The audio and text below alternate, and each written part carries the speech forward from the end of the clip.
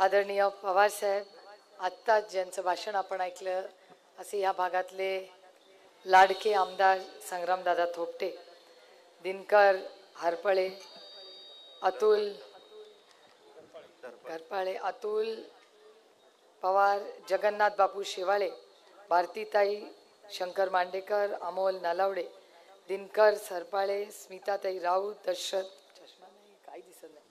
Dasharath Schenker, Dattatray Jadhav, Mangesh Kodithkar, Nandatai Thackeray, व्यासपीठावरील सर्वच मान्यवर आणि उपस्थित बंधू आणि भगिनींनो, आदरणीय पवारसाहेब वेल्हा तालुक्यात 25 वर्षांनी आज आलेत आणि याला कारणीभूत दोन लोक आहेत. एक म्हणजे शंकर नाना, ते हट्टच सोडेना, आणि त्याच्यात तेल टाकणारे संग्रामदादा. मी संग्रामदादांना म्हणे नको, ते म्हणजे नको, शंकर नाना आग्रह करतायत. नाना आणि नानाचा स्वभाव सगळ्यांनाच माहिती आहे, एकदा मनात घेतलं की ते सोडतच नाही. त्याच्यामुळे मला असं वाटतं त्यांचा हाय पुरवण्यापेक्षा साहेब आलेले जास्त सोपं होतं. रोज मला 5 फोन त्यांचे यायचे की साहेब यायलाच पाहिजे, यायलाच. मी तर त्यांना सांगत होते, पंचवार्षीला आले होते, मला का वाटत होतं की साहेब 19 मध्ये येऊन गेले, पण सगळ्यांचंच म्हणणं आहे की ते 19 मध्ये नाही, ते मला असं वाटतं शेवटच्या यांच्या इलेक्शनला आले होते 99ला. तर त्या काळात ते वेल्ह्यामध्ये येऊन गेले आणि त्यानंतर खरंच वेल्हा शहर खूप बदललेलं आहे. मी आता इथे बसल्या बसल्या विचार करत होते की संग्रामदादा, तुम्ही आणि मी इथे आमदार झाल्यापासून, तुम्ही आमदार आणि मी खासदार झाल्यापासून काय काय आपण एकत्र या भागात करू शकलो. आपण एकत्र मिळून, सगळ्यांची मागणी होती, MSCBची बिल्डिंग झाली, त्याच्यानंतर पंचायत समितीची बिल्डिंग झाली, त्याच्यानंतर अप्रतिम असं पोलीस स्टेशन झालं, कोर्ट झालं, त्याच्यानंतर तोरणामध्ये लाईट आली, त्याच्यानंतर राजगड तोरणा दोन्ही ठिकाणी आज काम चाललंय. सईबाईंच्या समाधानी किती पैसे, समाधीला किती पैसे आले आता, काहीतरी 40 आले, पण महाविकास आघाडी 29 आत्ता आले. पण तो पूर्ण प्रोजेक्ट मला वाटतं उद्धव ठाकरे जी जेव्हा मुख्यमंत्री होते त्या 350 कोटी रुपये, 350 कोटी रुपयाचा निधी त्या काळात उद्धव ठाकरेजी जेव्हा मुख्यमंत्री होते, रामराजे निंबाळकर त्या कमिटीचे अध्यक्ष होते, संग्रामदादा त्या कमिटीचे मेंबर होते, आणि 350 कोटी रुपये त्या भागासाठी त्या काळात, आता त्यातले पहिल्या टप्प्याचे पैसे आलेले आहेत. मला फक्त एक सांगायचं आहे, बरीच भाषणं येतील, लोक जातील, पण एक लक्षात ठेवा, हा जो निधी आला होता तेव्हा महाविकास आघाडीचं सरकार होतं, हे आपल्याला विसरून चालणार नाही.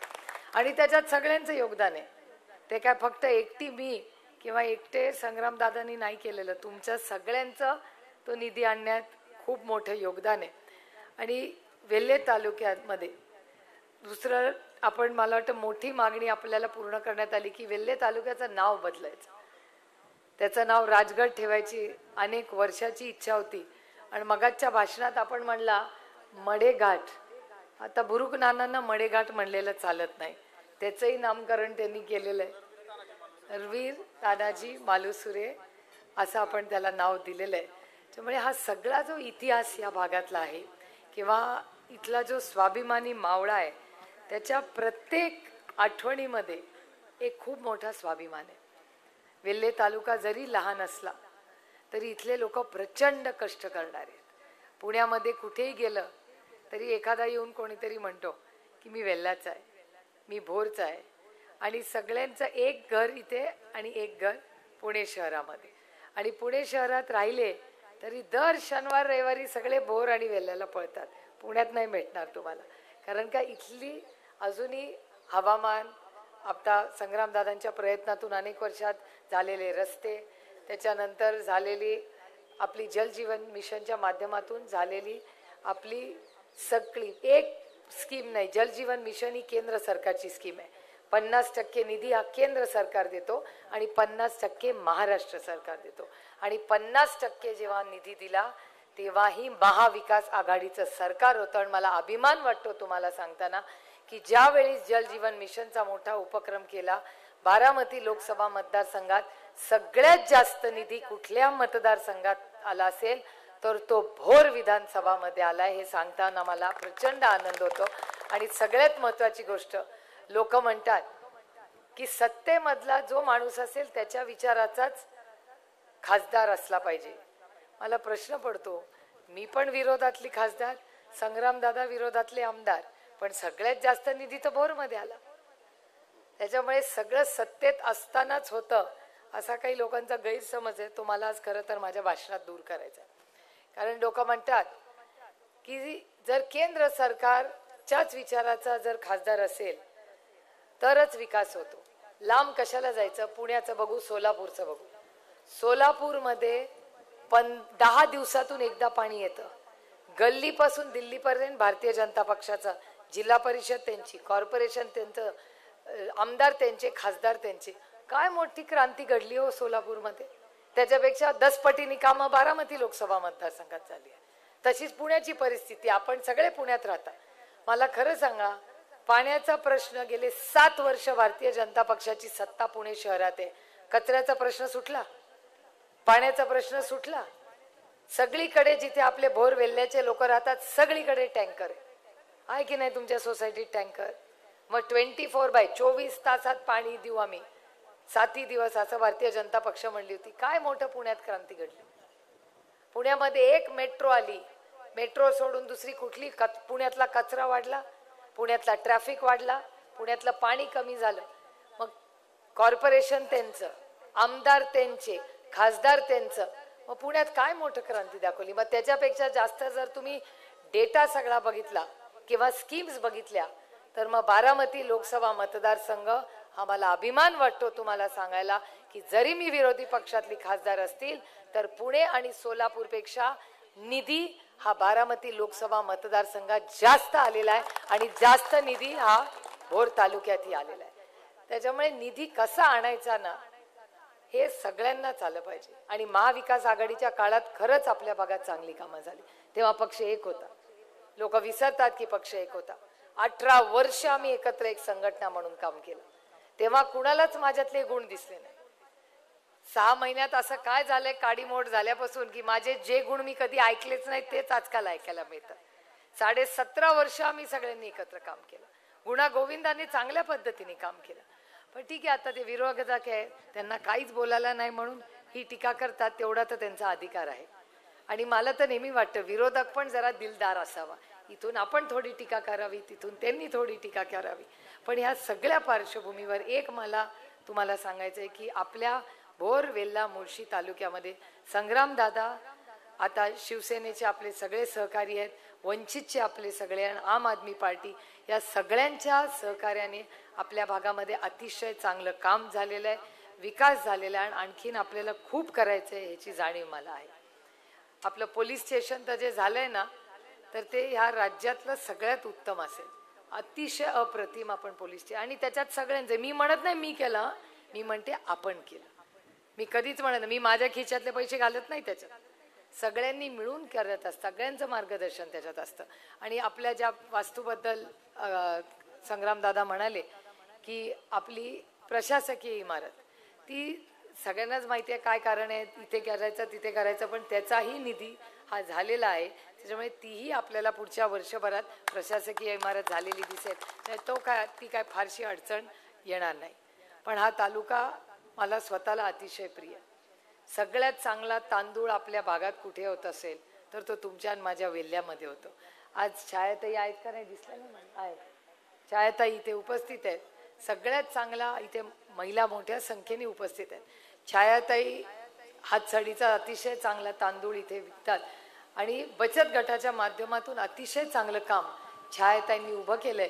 आणि ते फक्त वेल्ह्यापुरतं नाही पण मुंबई पुण्यापर्यंत रिलायन्सची जी मोठी दुकानं आहेत तिथे वेल्ह्याचा तांदूळ हा बचत गटाच्या माध्यमातून विकला जातो. ही आमच्या सगळ्यांसाठी एक खूप अभिमानाची गोष्ट आहे. आणि आज मोठ्या संख्येने उपस्थित राहिलेल्या महिलांनाही तेही काम आणखीन पुढे कसं वाढवता येईल याच्यासाठी आपल्याला सगळ्यांना काम करायचंय. आज राष्ट्रवादी काँग्रेस पक्ष आणि मला मतदान तुम्ही का करावं, बुरुक नाना असं म्हणाले. तुम्ही माझं संसदेतलं काम बघून मला मतदान करावं. आणि हे जे सरकार आज आहे ते शेतकरी विरोध आहे, म्हणून आपल्याला ही मोठी लढाई आहे. माझी लढाई वैयक्तिक कोणाशीही नाही. मी कधी वैयक्तिक कुणावर टीका केली नाही आणि कधी करणारही नाही. पण माझी लढाई त्यांच्याबरोबर का आहे? कारण का ते दुधाला हमी भाव देत नाही. मगाच्या भाषणामध्ये म्हणाले की दुधाला हमी भाव मिळत नाही. गोष्ट खरी आहे. मी जिथे जिथे जाते तिथे प्रत्येक जण मला म्हणतो की ताई आमच्या दुधाला हमी भाव मिळत नाही, आम्हाला परवडत नाही. मी राहुल गांधी आणि काँग्रेस पार्टीचे मनपूर्वक आभार मानते की त्यांनी एक अतिशय चांगला निर्णय प्रस्ताव केला आणि महाविकास आघाडीमध्ये, आणि त्यांनी अशी मागणी केली की जे GST आहे, जो शेतीमाल किंवा शेतीच्या कुठल्याही अवजारावर असेल, तो आपलं सरकार आणल्यावर आपल्याला 0 GST करायचा आहे आणि तो एक मोठा कार्यक्रम आपल्याला त्यापुढे घ्यायचा आहे. सरसकट कर्जमाफी झाली. या देशामध्ये इतिहासात एकदाच सरसकट कर्जमाफी झाली आहे, 70,000 कोटी रुपयाची, जेव्हा काँग्रेस आणि राष्ट्रवादी काँग्रेस पक्षाचं सरकार होतं. आता लोक म्हणतात की ती चांगली नाही झाली. त्याच्यानंतरची जी भारतीय जनता पक्षाने केली ती झाली. ही बातमी चुकीची आहे. संग्रामदादा स्वतः बँकेत आहेत. PDCC बँकेतल्या कुठल्याही व्यक्तीला विचारा की जी काँग्रेस राष्ट्रवादीने केलेली सरसकट कर्जमाफी ती खरंच सरसकट होती. दुसऱ्यांदा जी होती केली या भारतीय जनता पक्षाने ती फसवी होती. आता म्हणे गावात चर्चा आहे, ते येणार आहेत, ते येतील, नको नको ते सांगून जातील, पण त्यांना शेतकऱ्यांचा आणि या भारतीय जनता पक्षाच्या नेत्यांचा खरंच काही संबंध नाही. दुधाला भाव नाही, कांद्याला भाव नाही, सोयाबीनला भाव नाही, कपासाला भाव नाही. निर्यात आणि आयात कधी करायचं हे तर त्यांना धोरणच कळत नाही.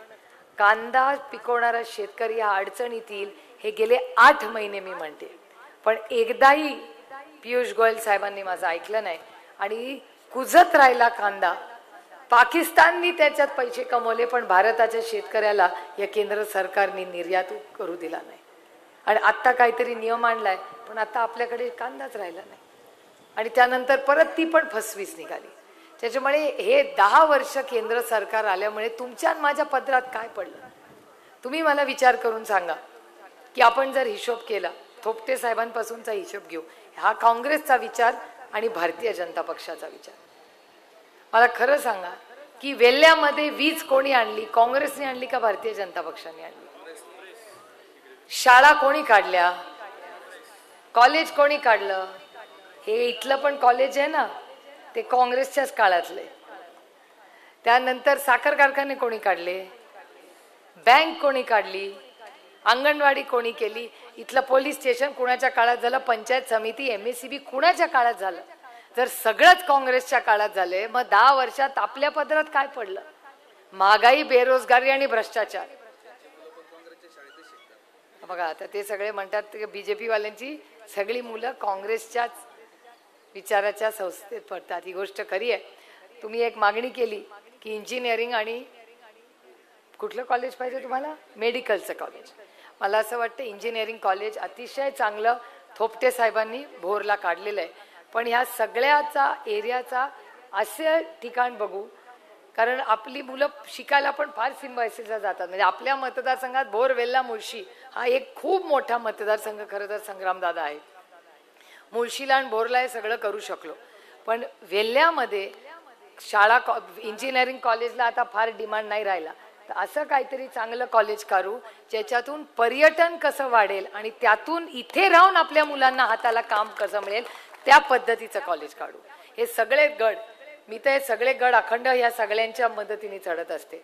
आम्ही खूप म्हणजे गेल्या 15 वर्षात अनेक वेळा गड चढलो, तिथे पावसात भिजलो, तिथे एवढा आम्ही आनंद सगळ्यांनी एक संघटना म्हणून घेतलेला आहे खरं तर.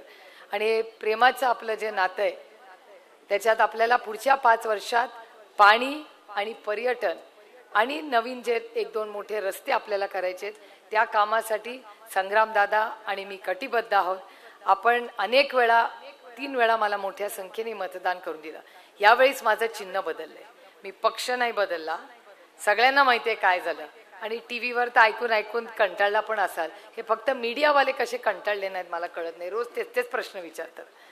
मी तर त्यांना सांगते, अहो मी तर त्या पुराण्या कथामध्ये नाही जगत, मी वास्तवतेत जगते. तुम्ही मला आजचा विचारा, दुष्काळाबद्दल विचारा, महागाईबद्दल विचारा, बेरोजगारीबद्दल.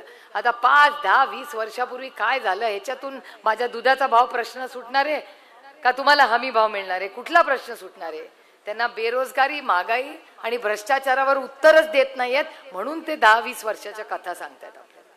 त्यामुळे आज आपल्याला हे प्रश्न त्यांना विचारले पाहिजे. आणि चिन्ह बदललं आणि पांडुरंगाने काय माझ्या पत्रात टाकलं तर तुतारी वाजवणारा माणूस. तुतारी कधी वाजते? जेव्हा लग्न घरात असतं, शुभ कार्य असतं, तेव्हा तुतारी वाजते. जेव्हा आपण तोरणा किल्ल्याला जातो तेव्हा तुतारी वाजते. जेव्हा आपण नवीन इथलं MSCBचं ऑफिस केलं तेव्हा तुतारी वाजली. जेव्हा कुस्तीच्या आखाड्यासाठी इथे येतो तेव्हा तुतारी वाजते. आणि जेव्हा छत्रपती शिवाजी महाराजांनी युद्ध पुकारलं तेव्हा ही तुतारीच वाजली होती. आणि त्याच्यामुळे संग्राम दादा म्हणले तसं माझं नंबर 3 ला आहे. 3 अशी आहेत पॅनल, त्याच्यातल्या पहिल्यामध्ये तिसरं आहे. फार सोपं आहे. संग्राम 3, अनंत 3, थोपटे 3, सुप्रिया 3, शरद पवार, काँग्रेस, मशाल, आदित्य ठाकरे, तुतारी. अजून काही सूचना? संतोष 3, उद्धव, सोनिया, राहुल. झालं ना? अजून 3 आहेत पण ते नाही घेणार आज. पण 3 नंबरचं पटड आहे. 3 नंबरला जा. आता हे सगळं लक्षात ठेवा तिथे आठवताना. 1, 2, 3 ते 3 सुप्रिया सुळे. थोडक्यात मी फार माझं नाव लांबीम करत बसले नाही. मी फक्त माझं नाव चाललंय. मी माझं नाव का टाकलंय कारण का लोकसभेत मी बोलणार आहे. त्याच्यामुळे सुप्रिया सुळे एवढंच माझं नाव आहे त्याच्यामुळे सुप्रिया सुळे. माझा आजचा फोटो टाकलाय, 5 वर्षापूर्वीचा नाही पाठवला. तुम्ही म्हणाले ताई आता दिसत नाही अशी, जशी आज दिसते तसाच फोटो टाकलाय. त्याच्या शेजारी तुतारी वाजवणारा माणूस आणि त्याच्या शेजारी बटन. तुतारी वाजवणाऱ्या माणसाला बटन म्हणजे विकासाला मत. तुतारी वाजवणाऱ्या माणसाला मत म्हणजे भ्रष्टाचाराच्या विरोधात मत. तुतारी वाजवणाऱ्या माणसाला मत म्हणजे तुमच्या दुधाच्या भावाला मत, तुमच्या कांद्याच्या भावाला मत. त्याच्यामुळे जर आपल्या भागाला पारदर्शकपणे आपल्याला पुढे काम करायचंय, आपला विकासाची ही जी गंगा जी संग्रामदादा, थोपटे साहेब, आदरणीय पवार साहेब आणि सगळे ज्यांनी असंख्य सहकार्यांनी अनेक वर्ष एकत्र काम केलं, ते जबाबदारी आपल्याला पुढे न्यायची असेल तर विनम्र विनंती करते. रामकृष्ण हरी. धन्यवाद.